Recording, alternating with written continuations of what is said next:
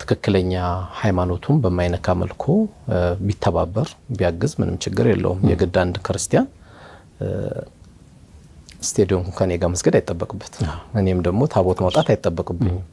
የእያንዳንዱን ሃይማኖቱን አክብረ ነው መገለጫቸውን አክብረ የራስን ሃይማኖት ይዘ መሄድ ያለብን የሚለው በደንብ አድርገን በቅርብ ቀንም በዚህ 10-11 ቀን ውስጥ ቆንጆ ፕሮግራም ኢቲቪ ላይም ሰርተናል። አይቾም ነበር በጥሩ ነው የቀረበው የነበረው።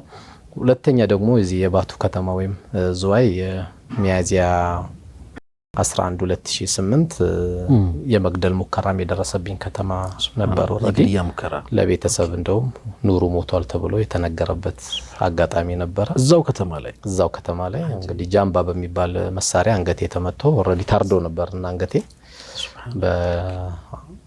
በዛሽ ቀን ላይ እንግዲህ የተከሰተበት ከባድ ክስተት ነበር። ያው ከቤተሰብም በዛሽ ክስተት ላይ እርጉዝ የነበሩ ቤተሰብ እህቶቻችንም እርግዝናቸው የወረደበት አጋጣሚ ነበር።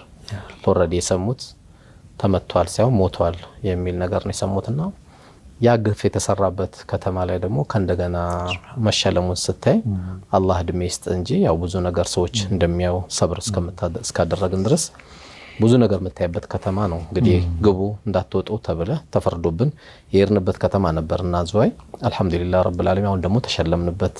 ይሄ ነው በይበለጠ ደግሞ የሸለሙት አካሎች በጣም የረበሻቸውና አያቁም የሁሉ ነገር እኛ እናቀም እዚህ ግቢ እዚህ ከተማ ለመጀመሪያ ጊዜ የረገጥክ ይመስልናል የሚል ነውና የተናገሩት። አልহামዱሊላህ ረብል ዓለሚን አላህ እንግዲህ ፈዓሉ ሊማ ይሪድ ነው የፈለገውን የሚሰራ ጌታ ነውና በጊዜዎች መለወጥ እዛሽ ከተማ ላይ እንግዲህ ልባም ሰው በሚል በሰራነው ስራዎች በሚል ሽልማት ተበርክቶልናል። አልহামዱሊላህ እንኳን ደስ አለ። አሜን። እንኳን